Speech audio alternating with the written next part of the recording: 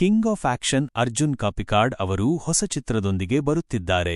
ಕಲ್ಜಿ ಕನ್ನಡ ಚಿತ್ರದ ಬಳಿಕ ಇದೀಗ ತುಳು ಕನ್ನಡ ಎರಡೂ ಭಾಷೆಯಲ್ಲಿ ನಿರ್ಮಾಣವಾಗುತ್ತಿರುವ ಸಿನಿಮಾ ಘೋಷಣೆ ಮಾಡಿದ್ದಾರೆ.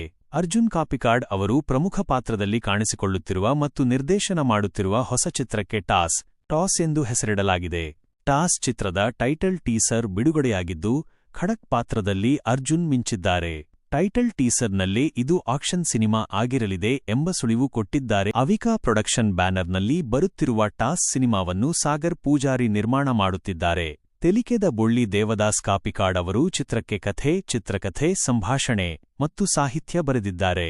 ಚಿತ್ರದಲ್ಲಿ ದೇವದಾಸ್ ಕಾಪಿಕಾಡ್, ಡಿ ಪಡೀಲ್, ಅರವಿಂದ ಬೋಳಾರ್, ಭೋಜರಾಜ್ ವಾಮಂಜೂರು, ಸಾಯಿಕೃಷ್ಣ ಕುಡ್ಲ, ರೋಷನ್ ಶೆಟ್ಟಿ ಮುಂತಾದ ಪ್ರಸಿದ್ಧ ಕಲಾವಿದರು ಇರಲಿದ್ದಾರೆ. ಇವರೊಂದಿಗೆ ಕನ್ನಡ ಚಿತ್ರರಂಗದ ಪ್ರಸಿದ್ಧ ನಟರೂ ನಟಿಸಲಿದ್ದು, ಇನ್ನಷ್ಟೇ ಅಂತಿಮವಾಗಬೇಕಿದೆ ಎನ್ನುತ್ತಾರೆ ಅರ್ಜುನ್ ಕಾಪಿಕಾಡ್. ಈ ವಿಡಿಯೋ ನಿಮಗೆ ಇಷ್ಟವಾದಲ್ಲಿ ಲೈಕ್ ಮಾಡಿ, ಶೇರ್ ಮಾಡಿ ಮತ್ತು ನಮ್ಮ ಚಾನೆಲ್ ಅನ್ನು ಸಬ್ಸ್ಕ್ರೈಬ್ ಮಾಡಿ. ಧನ್ಯವಾದಗಳು.